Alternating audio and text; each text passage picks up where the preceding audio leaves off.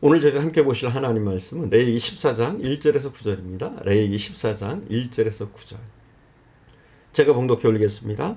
여호와께서 모세에게 말씀하여 이르시되 나병 환자가 정결하게 되는 날의 규례는 이러하니 곧 그 사람을 제사장에게로 데려갈 것이요 제사장은 진영에서 나가 진찰할지니 그 환자에게 있던 나병 환부가 낫으면 제사장은 그 정결함을 받을 자를 위하여 명령하여 살아있는 정결한 새 2마리와 백향목과 홍색 실과 의술초를 가져오게 하고 제사장은 또 명령하여 그 새 하나는 흐르는 물 위 질그들 안에서 잡게 하고 다른 새는 산채로 가져다가 백향목과 홍색 실과 의술초와 함께 가져다가 흐르는 물 위에서 잡은 새의 피를 찍어 나병에서 정결함을 받은 자에게 7번 뿌려 정하다 하고 그 살아있는 새는 들에 놓을지며 정결함을 받은 자는 그 옷을 빨고 모든 털을 밀고 물로 몸을 씻을 것이라. 그리하면 정하리니 그 후에 진영에 들어올 것이나 자기 장막 밖에 이래를 머물 것이요 7째 날에는 그는 모든 털을 밀되 머리털과 수염과 눈썹을 다 밀고 그의 옷을 빨고 몸을 물에 씻을 것이라. 그리하면 정하리라. 본문은 나병에 관해서 말씀하고 있습니다. 레위기 13장에 보면 나병에 대해서 20번이나 부정하다 말하고 있습니다. 우리에게 있어서 겉모습의 현상은 하나의 표식입니다. 보이는 것은 보이지 아니하는 속사람의 부정함을 강조하는 것입니다. 자, 우리가 거울을 볼 때 볼 수 있는 내가 있습니다. 그리고 볼 수 없는 내가 있어요. 거울에 보이는 나의 모습은 예쁘고 아름답게 나타나 보이지만 보이지 않는 나의 모습은 더럽고 추할 수 있는 겁니다. 거울에 비친 나의 모습은 단정하고 흠이 없어 보이지만 나의 실제적인 내면의 모습은 상처투성이고 일그러진 모습일 수 있다는 겁니다. 우리는 거울에 비친 내 모습보다 보이지 않는 내면의 내 모습이 진정한 모습일 수 있다는 겁니다. 보이는 겉모습은 화려하고 정상적이지만 속사람은 추하고 상처뿐이며 죄로 얼룩져 있을 수 있습니다. 나병을 부정한 병으로 규정하는 것은 죄로 인해서 일그러진 속사람의 모습을 깨달으라는 것입니다. 우리 속에 더럽고 추한 죄가 자리 잡을 때 나의 진정한 모습이 어떤가를 보라는 겁니다. 성경은 이 문둥병의 발병 원인을 먼저 탐심이라고 보고 있어요. 탐심. 나병은 탐심이 생길 때 탐욕을 이기지 못할 때 발병했는데 열왕기하 5장 20절 이하에 보면 아람 나라 군대 장관 나하만이 문둥병에 걸렸습니다. 나을 수가 없잖아요. 문둥병 당시로. 그래서 소문을 듣고 엘리사를 찾아옵니다. 엘리사는 그에게 요단강에 가서 7번 몸을 씻으라고 하고 나만은 그것에 순종해서 요단강에 가서 7번 몸을 씻었습니다. 그리고 문둥병에서 깨끗이 나음을 입었습니다. 너무나 고맙습니다. 기적이 일어난 겁니다. 평생의 소원이 이루어진 겁니다. 그래서 나아만은 엘리사를 찾아와서 이렇게 말합니다. 내가 이제야 하나님 같은 신이 없음을 알았습니다. 하나님만이 참 신임을 제가 깨달았습니다. 부족하지만 제가 준비해온 예물을 드리고 싶습니다. 그 예물은 자그마치 은 10달란트, 금 6,000개, 의복 10벌이었습니다. 오늘날 값으로 환산하자면 수백억 되는 엄청난 것입니다. 그러나 엘리사는 그것을 다 사양합니다. 그 이유는 무엇이냐? 하나님이 깨끗게 한 것이지 내가 낫게 한 것이 아니라는 겁니다. 오직 하나님이 하셨기 때문에 내가 그 공로를 받을 수 없다는 겁니다. 그러면서 기어코 사양합니다. 그러자 나아만 장군은 엘리사에게 간청을 합니다. 그렇다면 이 땅에 흙을 주시면 제가 고국으로 들어가서 그 흙으로 제단을 쌓고 하나님께 예배를 드리겠습니다. 놀라운 일이 벌어진 겁니다. 이방인이 하나님께 예배하는 놀라운 기적이 일어난 겁니다. 아마 엘리사가 예물을 다 받았더라면 어쩌면 흙을 가지고 돌아가지 않았을 겁니다. 근데 이것을 곁에서 지켜보고 있던 몸종 게하시가 너무 아까운 마음이 든 거예요. 안타까운 마음이 드는 거예요. 좋은 옷과 금과 은을 본 게하시는 마음에 탐심이 생겼습니다. 그래서 떠나간 나아만을 쫓아가서 거짓말을 합니다.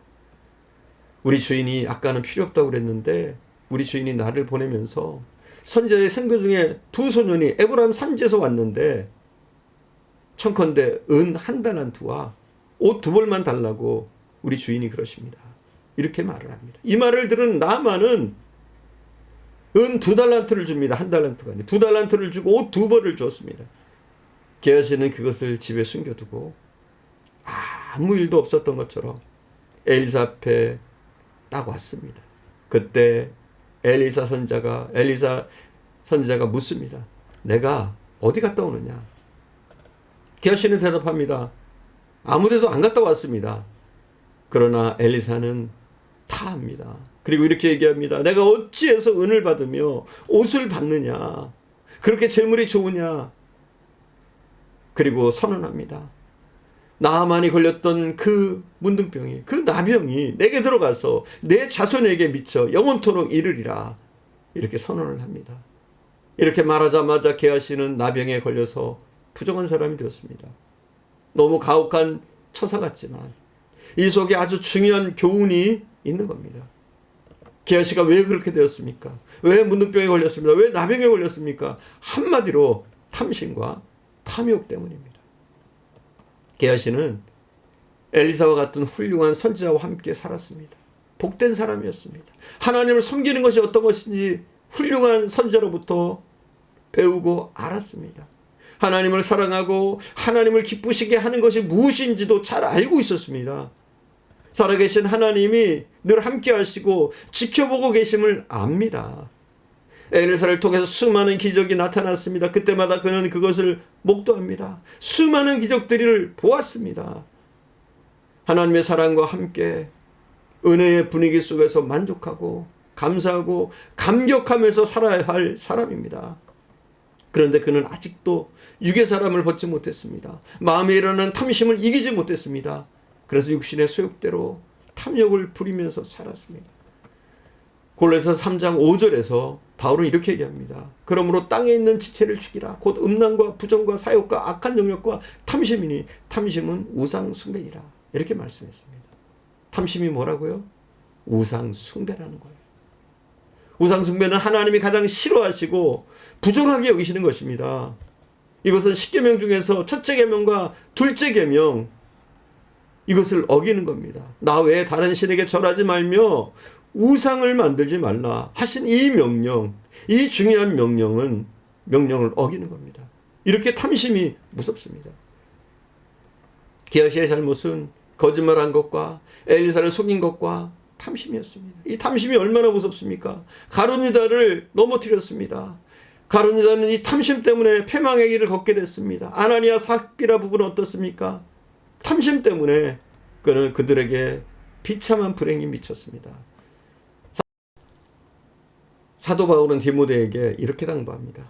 돈을 사랑함이 일만하게 뿌리가 되나니 이것을 사모하는 자들이 미혹을 받아 믿음에서 떠나 많은 근심으로 자기를 찔렀도다. 이렇게 말하고 있습니다. 여러분, 이게 무섭습니다. 우리 속에 있는 탐심, 악한 정욕, 이게 무섭습니다. 특별히 탐심, 이것은 우상 숭배입니다. 우리는 내게 있는 바를 족한 줄 알아야 됩니다.